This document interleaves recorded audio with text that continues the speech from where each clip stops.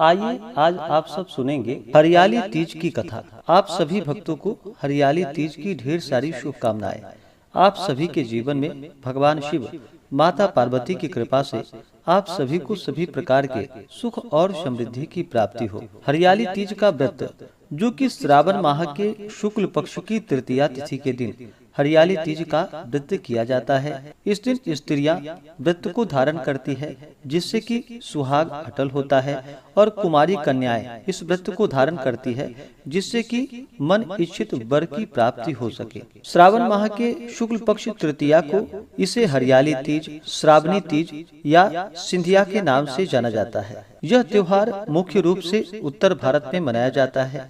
इस दिन स्त्रियां माता पार्वती और भगवान शिव जी की प्रसन्नता के लिए भगवान शिव, माता पार्वती साथ में गौरी गणेश का पूजन करती हैं। इस दिन महिलाएं, जो कि दिन और रात्रि निर्जला व्रत धारण करके व्रत को रखती हैं। हरियाली तीज के दिन, जो कि अन्न और जल दोनों का ही त्याग करना पड़ता है, और इस व्रत को धारण करने से सभी प्रकार के सुख तथा समृद्धि की प्राप्ति होती है, सुहाग अटल होता है तथा कुमारी कन्याओं को मन इच्छित वर की प्राप्ति होती है। तो आइए सुनते हैं हरियाली तीज से जुड़ी हुई पौराणिक कथा। तो बोलिए प्रेम से भगवान भोलेनाथ की जय, माता पार्वती की जय। एक समय की बात है कि एक बार भगवान शिव ने माता पार्वती को उनके पुनर्जन्म का स्मरण कराने के लिए तीज की कथा सुनाई थी। शिव जी कहते हैं कि हे पार्वती, तुमने हिमालय पर मुझे वर के रूप में पाने के लिए घोर तप किया था।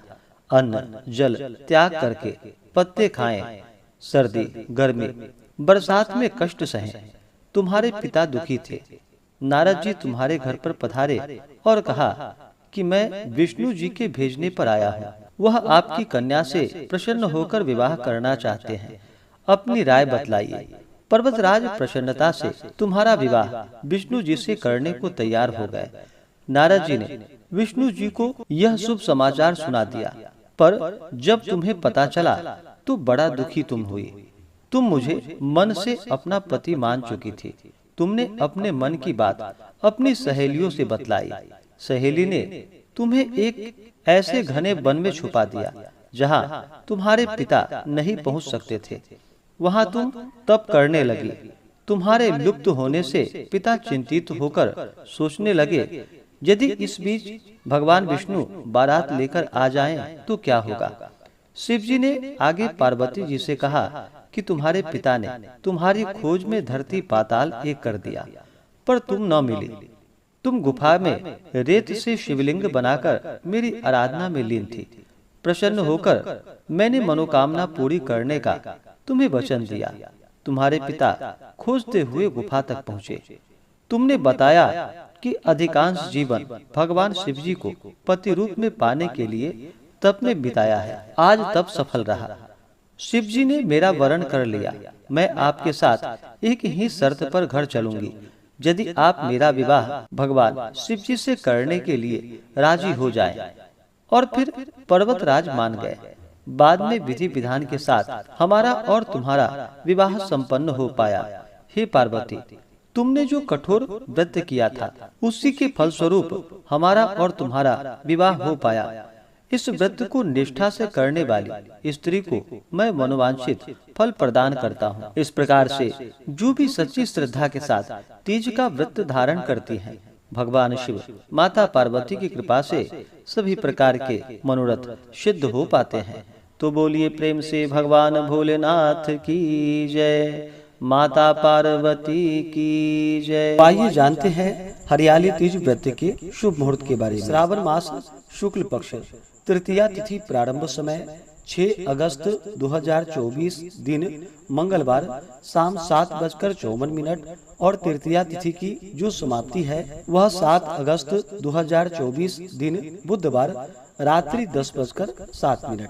तो सूर्योदय व्यापनी के अनुसार सभी भक्तजन 7 अगस्त 2024 दिन बुधवार को व्रत को धारण करेंगे। 7 अगस्त को ब्रह्म मुहूर्त का जो समय होगा वह समय सुबह 4:21 से सुबह 5:03 तक होगा। सूर्योदय का समय सुबह 5:28 और सूर्यास्त शाम 6:39। चंद्रोदय का समय सुबह 7:45 है और चंद्रास्त रात्रि 8:29। इस दिन राहु काल का समय दोपहर 12:03 से दोपहर 1:42 तक होगा। राहु काल समय के दौरान कोई भी शुभ कार्य या नया कार्य नहीं करना चाहिए, यह लाभकारी नहीं होता है, इस बात का ध्यान रखें।